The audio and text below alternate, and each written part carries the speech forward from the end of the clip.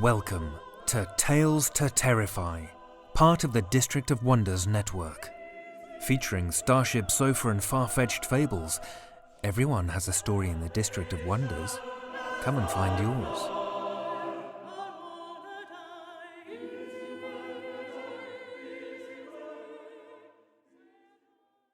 Good evening, children of the night. Last week I mentioned the shakeup that Tales to Terrify has in its future. One of the uncertainties in the forecast for my own life is going to be precisely when I'll be overwhelmed with work, which means that there is a possibility that laying down a few responsibilities early will give me more free time for a while. So I figured that I'd really tuck into some of horror's greatest novels. That is, of course, a very subjective thing, but it just so happened that a list of 50 greatest horror novels assembled by Steve Fox and the crew at Paste happened to come across my desk. Children of the Night, I have to report that I've heard of nearly every novel on the list with only a few exceptions, but I think I've seen more of the books on the list as movies instead of having read them. Some that I read, Mary Shelley's Frankenstein is one of my favorite pieces of literature, period. So I was happy to see it on the list at number 5. Bram Stoker's Dracula, of course, appeared on the list. I've never seen a list of horror novels that didn't include it. I was happy to see Lauren Bukas's novel Broken Monsters on the list, and you've heard her stories here on Tales to Terrify as well. She is also one of the few authors to appear on the list twice, the other time for her novel The Shining Girls. Thomas Harris's The Silence of the Lambs was a good read, although technically I heard it on audiobook, which was narrated by Kathy Bates. If you're going to get anyone to read your novel about the hunt for a deranged butcher of women, make it Kathy Bates. Something Wicked, This Way Comes by Ray Bradbury was a wonderful read in high school that I still remember enjoying. I'd probably enjoy reading it again knowing that Waukegan boy grew up to be as much of a crank as I'd imagined he had. Anne Rice's Interview with a Vampire is another no-surprise appearance on the list. Those are the books on the list that I can recall reading and liking. There are 2 on the list that, well, Neil Gaiman's Coraline is on the list. Neil Gaiman is a universally loved author. His works have been turned into a good number of television shows and movies. He wrote a book with Terry Pratchett. How many people can claim that? And he's an all-around good guy, and I think his writing is very overrated. And I know that I'm in the absolute minority, so if you like his work, you are in a very inclusive club, and I wish that I could join you. Neil, if you happen to be listening, I wish you the best in the world, and I hope one day that your writing clicks with me. The other item on the list that I'll be just as critical, but less respectful, Bret Easton Ellis's 1991 American Psycho. I saw the movie at the encouragement of many friends who thought it was terrific. I didn't like the film. Didn't get it. Couldn't figure out if it was chock full of opaque metaphor and simile, or if it was just an intentionally strange take on the sociopathic serial killer trope. Finding myself in my social group in the minority on this one, I also decided that I must be missing something. So I read the book and found my take on the book to be the same as from the movie, but amplified. I didn't like it. Found it pointless, and I'm not interested in someone trying to explain it to me or to sell me on it. So, Children of the Night, I had a bit of a patch there about those couple of books. I didn't say all of that to simply bash an author, but more so to highlight preference and art. We have so many listeners that statistically we have at least one person hearing my voice right now that American Psycho is his or her favorite book. We can still be friends. One of the things that I've appreciated the most about working with Scott Silk on this podcast is his return to Larry's practice of airing classic horror from time to time. For the stretch of time where this was a one-man show, I didn't do that. On a quick glance over the back catalog, my eyes didn't fall on any classic horror pieces that I picked to have narrated and aired. Scott remembers that and likes to honor those who came before us that wrote great fiction. The list of those 50 greatest horror novels that I'll be working from to acquaint myself further with our favorite genre in a longer form has been applied to my favorite library's hold list. The first item to come up, likely because it is in the public domain, is Henry James's The Turn of the Screw. It shows way up on the list at number 10 and is probably one of the shortest reads on the whole list, coming in at about 100 pages. I'm about 85% of the way through the book so far, and I'm at a loss as to why it's on this list. The protagonist is a woman who bounces from professional integrity to hysterics to tenacious bravery to vague anxiety about her situation. So far, she reads to me like if the patriarchy needed a leading lady, because I've now seen this piece on other collections of the greatest horror novels. I know that many of you must like the story as well, and unless the last chapter has a mind-blowing twist on the whole story preceding it, I'm going to not like it. And at the heart of my time as both a listener, then a narrator, editor, and finally host of Tales to Terrify is the variety of stories I've listened to with you. Years ago, when our friend Cher Eves was the editor for the podcast, she sent me a handful of stories that I didn't care for. But I narrated them for the show all the same. Some were fantastic. I conclude all of that by saying that from the feedback I've received from many of you, I know that we've aired some stories that didn't resonate with everyone, and some that we couldn't get enough of. I'm happy that I was with you for all of that. Horror's short fiction mixtape. We've got some of that fiction for you this evening. Gerri Leen lives in Northern Virginia, not far from where I live, and originally hails from Seattle. In addition to being an avid reader and an at-times sporadic writer, she's passionate about horse racing, the racing part, not betting, tea, whiskey, handbags, and art. She has work appearing in Nature, Orson Scott Card's Intergalactic Medicine Show, Daily Science Fiction, Grievous Angel, Grim Dark, and others, has edited several anthologies for independent presses, and is a member of SFWA and HWA. See more at www.gerrileen.com. Links, of course, will be in the show notes. Children of the Night, lend me your ears for Gerri Leen's She, a Tales to Terrify original.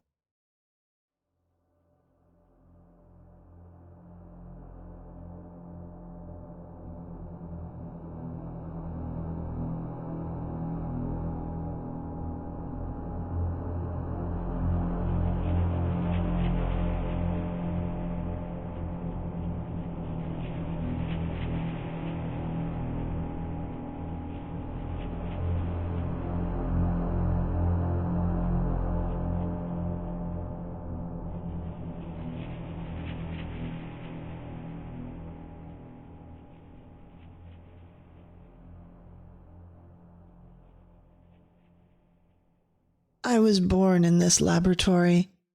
I'm a creature of steel and flame and wet cotton. I woke to pain, and she was there. She looks at me like I should know who she is. I don't. I try. I remember nothing. How could I? I was born hours ago, and yet she sits and stares at me, asking me questions I can't answer. I say I was born, and yet to be born is to be a child. I'm not a child. I don't think as a child, or so she says. I don't remember how children think, or speak, or play. Play? Do I remember play? No. She showed me a book with pictures of children playing with a doll with red hair and dressed in green velvet. But the children in the books were playing with blocks. Do I have a doll? It's all right, she says, smiling in a way I don't understand, her hand warm on mine. Hand. How do I know this word? How do I know how it should feel? Cold or warm, soft or hard? Why does her hand feel so good on mine? Why do I think it should be other places on my body? Are you my mother? The children in the book had a mother. She laughs. Oh, heavens, no. I'm not that much older than you. Come see. She leads me down to a looking glass that hangs at the far end of the laboratory. She says I'm beautiful, and I take her word for it. We don't look alike, she with her little glasses and pulled back dark hair. My hair is blonde and wavy and hangs wild around my shoulders. My eyes are green while hers are brown. Chocolate. I reach out to her reflection and touch her eyes reflected in the glass. What is chocolate? She smiles. Your favorite. My favorite what? Her smile dies. I'll get you some soon. So it's something you eat? Or drink. You like to drink it. I nod. But I don't remember drinking it. I only remember water. Just hours ago when I woke screaming, my flesh on fire, and she was there wrapping me in cool, wet cotton, letting me sip water from a cup, murmuring that I was back. Where did I go?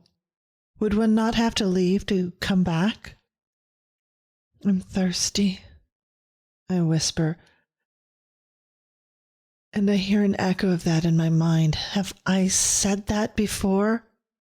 I begin to cough and look down at my hand in alarm. It's fine. Just a hand, not covered in red. Why was it red? She makes a face that somehow I know means she doesn't want to speak of this. It was red. She turns us away from the mirror. Let's get you some water.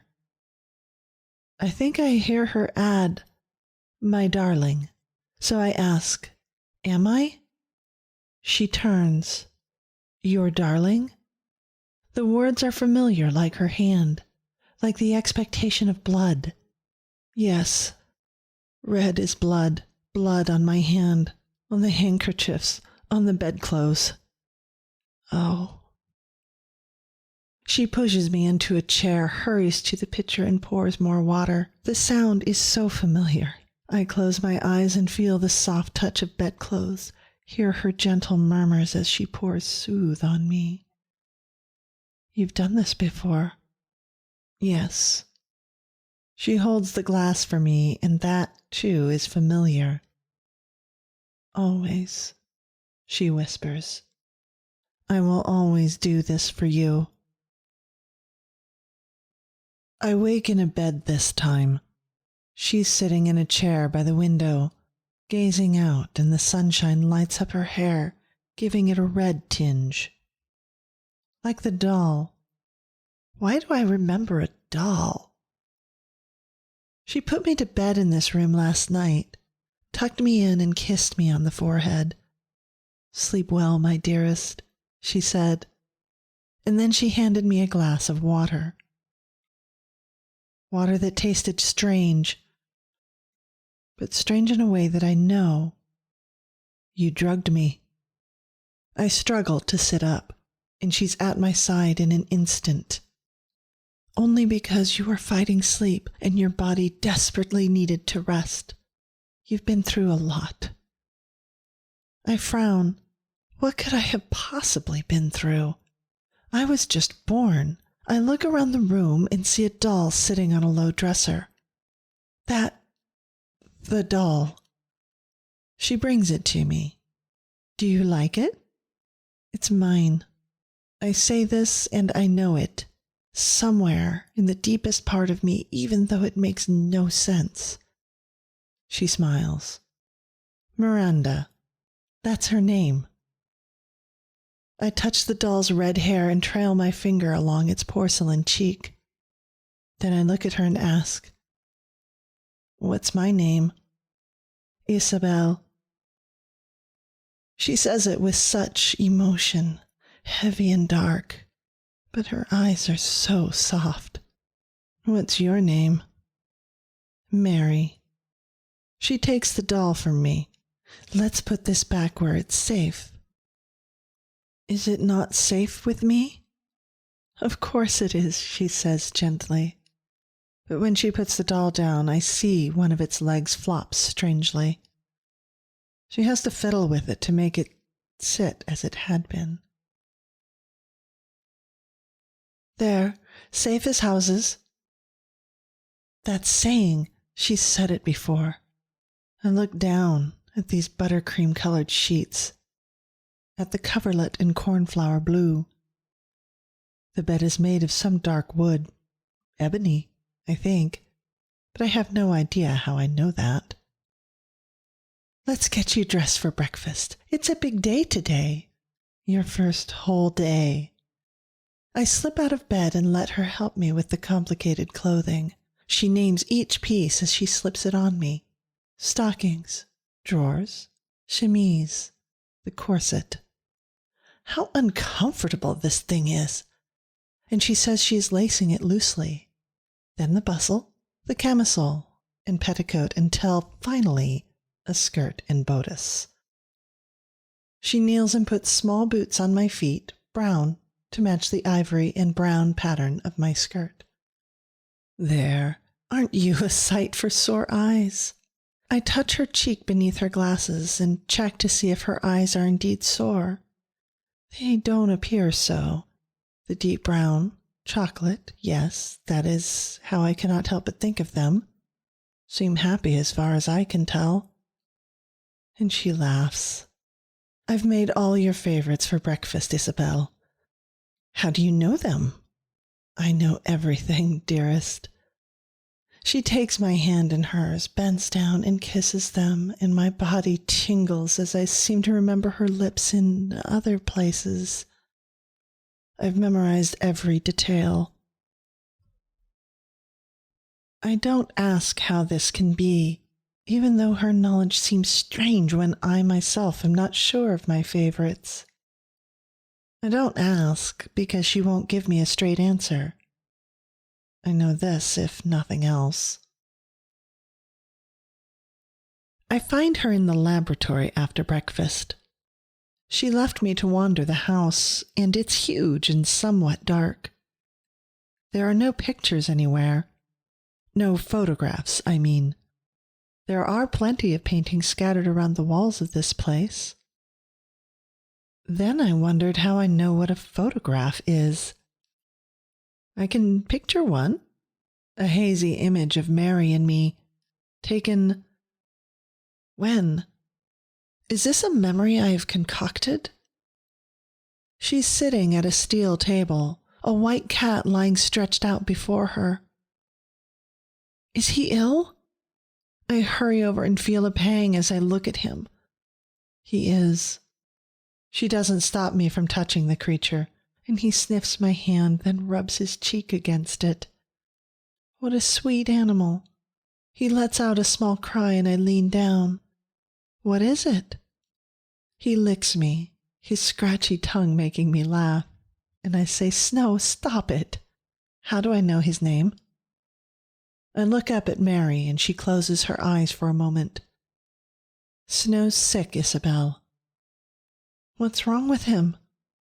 He's dying. She pets him gently.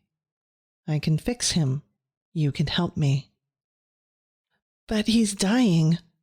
Dying is dying, isn't it? I can fix it. Now, will you help me? She's agitated in a way I've not seen before, so I murmur, Of course. She picks the cat up, carrying him to a different steel table, the one that I first awoke on. Hold him while I give him something to calm him. I pet the cat as he purrs, and I can hear the catch in his breath as he cuddles into me. She motions for me to lay him down, and I do, holding him while she injects him with a large needle. He cries, but then goes still, his eyes half-lidded. Snow, Mary says, I do this for so many reasons, my loyal friend. She reaches under the table and brings up straps that she lays over him, tightening them above his shoulders and hindquarters. She nods to the next table and hands me a bottle. A roll of cotton lies on the table. Soak the cotton in this. It is diluted carbolic acid.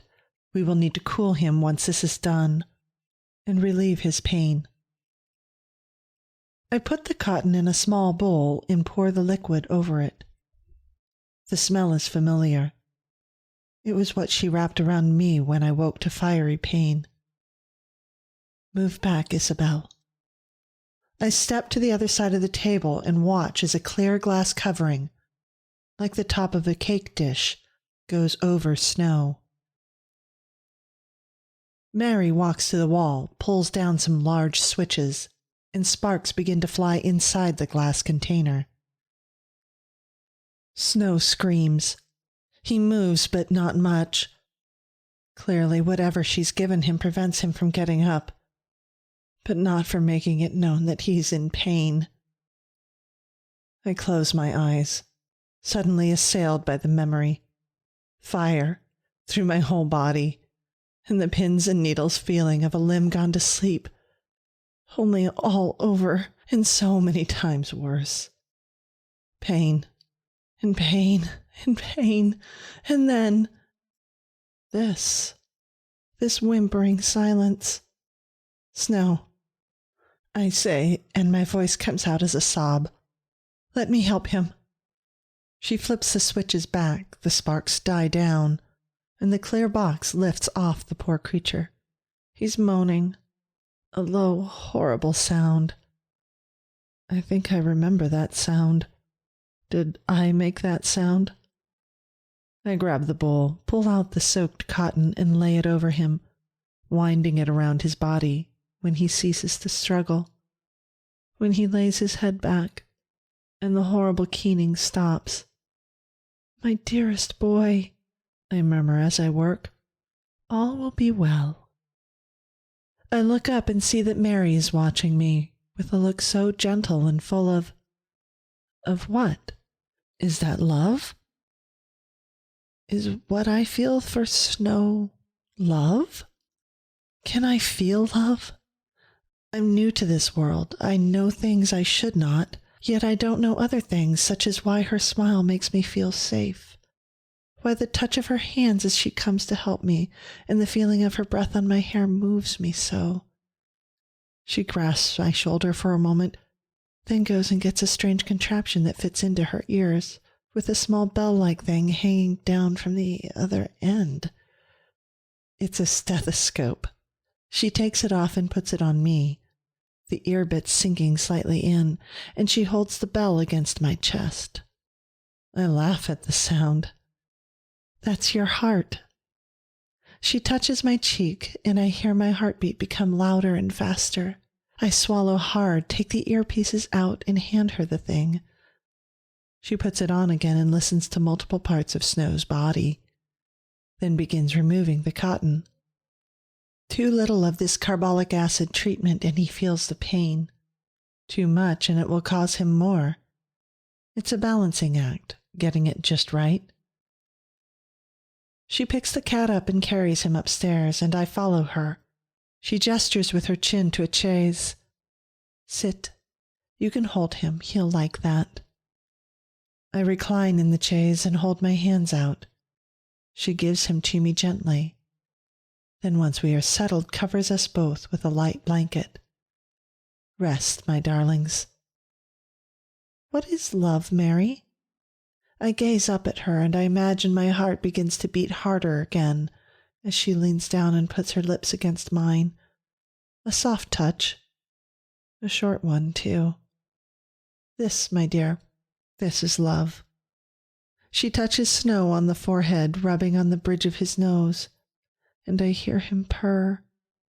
He's happy to be back with us. Back. We all seem to come back. You said I was back. I did say that, Isabel. You and Snow. Life is very good indeed. We're outside having a picnic. Snow romps around us, chasing birds and stalking squirrels. We laugh as he fails to catch anything, and he tears around us, finally collapsing on the blanket, his chest heaving. He's the best company, Mary says, and I smile and pet our white terror. He licks my hand, then rolls and looks at Mary as if to say, "You too." We both laugh and share a look of pure affection, I think. I know that I don't know this woman well, but deep inside me I feel so much regard for her. Love, I suppose. She has taken such care of me, and her tenderness so dear. "I love you," I say into the silence, and her expression changes to one of pure joy. "I love you too, Isabel. I always have. I always will." I pull her to me and we kiss over our cat, who rolls and kneads my leg as if to say, "I'm still here." When we pull away, she grins at me. That was nice. She strokes my face, the feeling bringing up more of the warm feelings. And I didn't have to make the first move. I very much like that. I laugh. I am a wanton woman, clearly. You are free and innocent, dearest. You've never been wanton. It is one of the things I love most about you. You love only me. I frown. And for a moment her look changes to one of wariness, and she swallows visibly. "Have I known anyone else?" I ask. "Other than the servants who come and go, changing frequently since none of them seem to meet Mary's exacting expectations. We see no one. Why do we not entertain?" "Am I not enough for you?" Her tone is light, but her expression isn't. "I'm just curious. How can you know how I behave, how I am, if I've only just been born?" She seems to relax. Character is always apparent. I pet the cat. "Did you know how he would be when you picked him out?" "I did." There's something off in her eyes, although her smile is real. "He was the sweetest of the litter, and look at him now, so dear." "Yes, he is." I offer him some chicken from my plate, and he gobbles it up. "You've eaten so little of your food, Isabel." "I'm not hungry." I drink some of the wine she poured us, but it goes down the wrong way and I begin to cough. A cough that doesn't seem to want to stop. She watches me with an almost hopeless expression. "It will pass. It will pass." She sounds as if she's trying to convince herself as much as me. I finally stop coughing and sit, not moving, afraid to set off the fit again. She reaches out and touches my hand. "I will make you a syrup of honey and whiskey. It's good for coughs." "So is laudanum." I don't know why I've said this. I'm not sure I even know what laudanum is.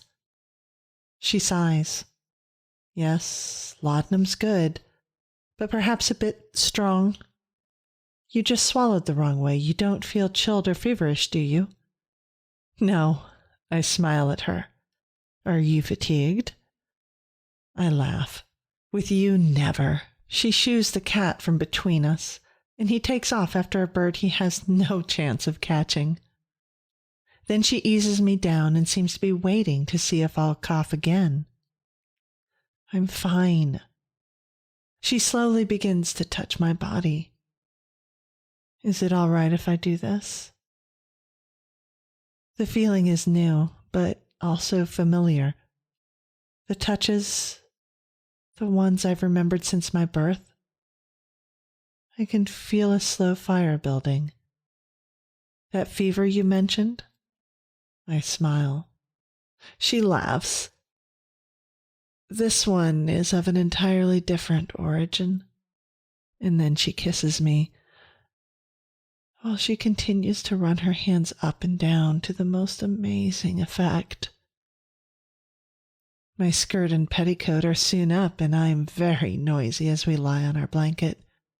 "My," I say, enjoying the trembling ennui that has overcome me, I turn my head to look at her, and she's smiling. Shall I return the favor? It would be the ladylike thing to do. I laugh, sure that it would probably not be. But I do it anyway. She's even noisier than I was. Darling, are you coming down for dinner? Mary has found me in my dressing gown, lying on the fainting couch and sipping water. Are you all right? I had another coughing fit. Perhaps you should make me some of your remedy. She comes over, settles her hand on my forehead, and frowns. You're so warm. I'm also tired. Snow comes in, mewling for his dinner, no doubt. But he jumps up on the couch with me and crawls up my legs to my chest to nose me. Yes, my love, I say as I stroke his soft fur. Does it feel a bit oily? You'll make me feel all better. Mary smiles. I'll bring the food in here. We'll enjoy a little tete-a-tete in our bedroom. My bedroom has become our bedroom, ever since the picnic, when she showed me how love could be when it was acted upon. How good we could make each other feel. Yes, that would be lovely. She turns and Snow deserts me for the possibility of dinner. I notice he's moving more slowly and seems to be limping. Mary? She turns back. Snow, something's wrong with him. He probably jumped down from one of the china cabinets again. You know how intrepid he is. It's his misfortune that the concept of finessing the landing eludes him more often than not. I laugh. She's right, of course. Mary and I lie in bed, and I stare over at the doll. Miranda. Why did I name her that? But how could I have named her? She's Mary's doll, no matter how much I might delude myself that she's mine. Mary follows my gaze and smiles, slipping from my embrace and getting up to fetch Miranda, to bring her to me. I take her as Mary gets back into bed. She cuddles against me and I kiss her forehead, then turn back to the doll. She's so beautiful. I realize her leg moves strangely because it's been broken. What happened? She fell. There's something in Mary's voice that makes me think there's more to this story. Fell? Yes, the maid, clumsy girl. I let her go, of course. You let all of them go. No one stays around here for long. I have high expectations for how they'll keep this house. They never seem to share those expectations. I prefer to try again than live with a poor outcome. I laugh and put the doll between us. If I had a daughter, I'd name her Miranda. Mary's look is haunted, but before I can ask why, I begin to cough. She helps me up, and I reach for the handkerchiefs I keep by the bed. Then she gets up and hurries to her room, coming back with laudanum. Here, this will make it better. I take the syrup reluctantly. It does make the cough better, but leaves me so enervated that all I do is doze. We should call a doctor. I am a doctor, my darling. This is best. She rubs my back as I continue to cough, but the fit calms, as it always seems to with this medicine. Rest. Lie close to me. I'll look after you. I will always look after you. I lie in bed, sipping the cup of hot chocolate Mary has brought me. Snow lies on the coverlet, his eyes only half focused. His breathing as labored as mine has become. He's sick again, I say, and she nods. Your procedure didn't heal him. It did, for a time. She reaches over to pet him, and he presses his head against her hand. I love him so. I know you don't remember, but he was ours. We got him from a farmer who had a basket of kittens on his wagon. We picked Snow out, not just I. He was the sweetest of the litter. He loved us both so much. I frown. I have no idea what she's talking about. When did we do this? He's 9 now. We got him when he was but a few months old. 9 years? We've been together that long, but how? I don't remember. I know. She pets Snow, and he rolls over slowly, clearly not an easy movement for him. But he seems to want to let her rub his belly. I'll fix him again. Each time he lasts a little longer. But he's only been with us for a few months since you fixed him the first time. Not the first time. And when I started working on him, he only lasted days. She meets my eyes. He seems to remember less and less each time about this place. Has to explore every nook and cranny to learn the smells again. But his essence, his sweetness, that never changes. And he always loves me, us, no matter how much he forgets. How many times have you fixed him? She looks away, seems to swallow hard, and then says, 89. I do not doubt her. She has a mind for such details. I meet her eyes and see a sadness in hers, but also an openness that isn't usually there. I realize she's not hiding anything anymore, and a chill runs through me. I put the cup back onto the saucer. And me? You've done it to me, haven't you? That's why I woke up, was born on that slab. She nods. Why?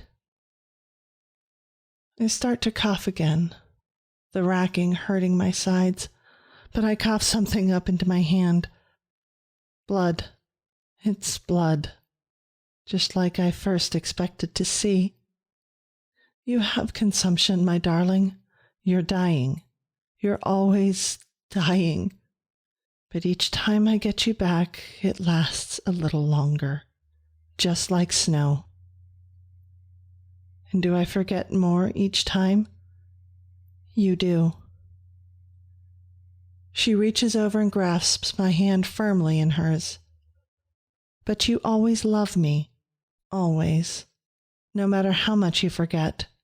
Next time you may forget how you think my eyes look like chocolate, or how much you love that doll, but you never forget me, not at your essence. We're destined to be together.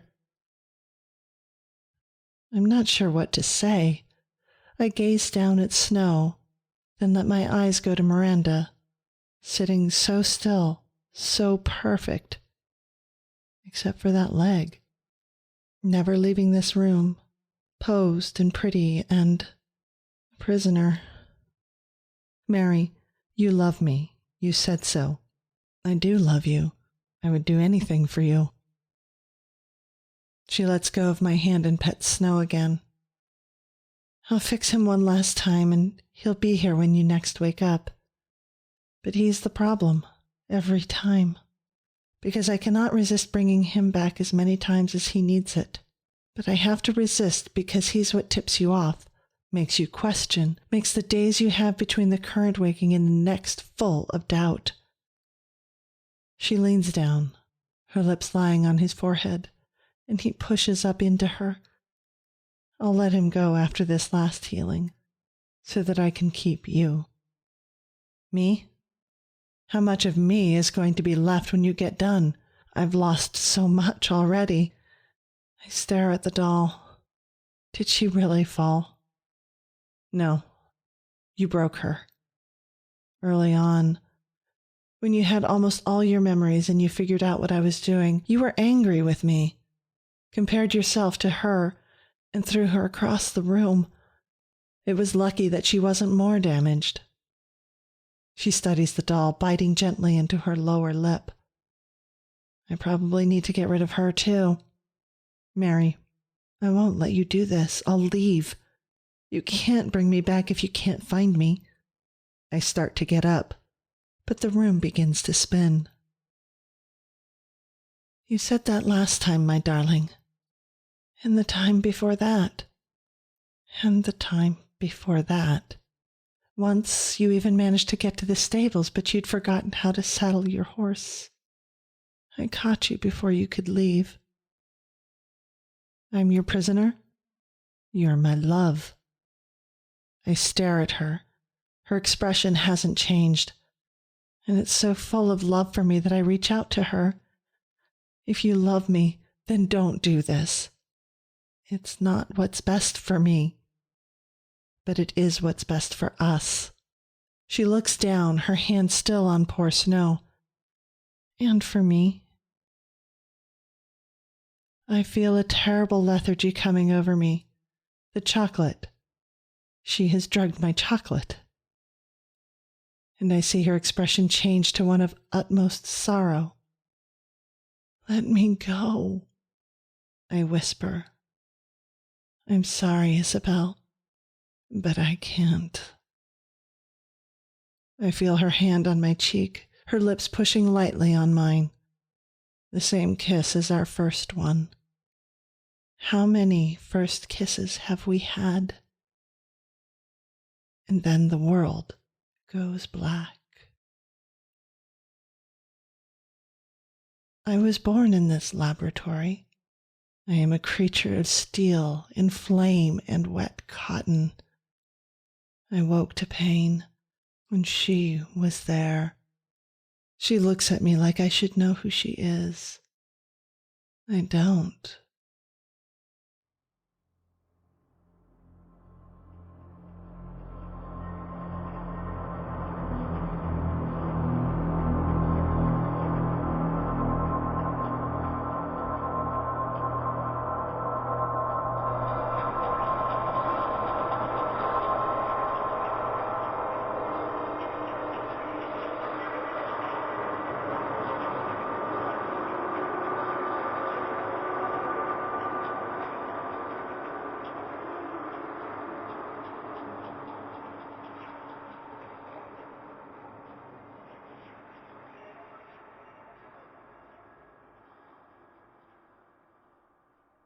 That was Gerri Leen's She, as read by Josie Babin.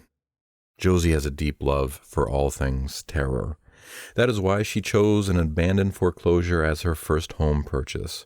When not hanging drywall or convincing herself that the noise she heard was just the house settling, she can be found in a lab convincing stem cells to cure diseases. In between times are filled with playing outside in the San Diego sun, imposing snuggles on her 2 cats, and sometimes even her human companion. Narrating stories is a special treat that she enjoys immensely, and she hopes you enjoy listening to them. As always, thank you, Josie. That'll be our show for the evening, Children of the Night. Visit our Patreon page in the links below, and don't forget to like us on Apple Podcasts. Our show is produced by our editors Scott Silk, Seth Williams, and Drew Sebastini. Website designed by Josh Lightsey, and theme music by Diane Severson. Tales to Terrify is distributed under Creative Commons Attribution, Non-Commercial, No Derivatives 4.0 license. Join us again next week for another episode of Tales to Terrify. This presentation has been brought to you by the District of Wonders Network, dedicated to podcasting the finest genre fiction. You can learn more about the District of Wonders and their many literary productions at their website, www.districtofwonders.com. Thank you for listening.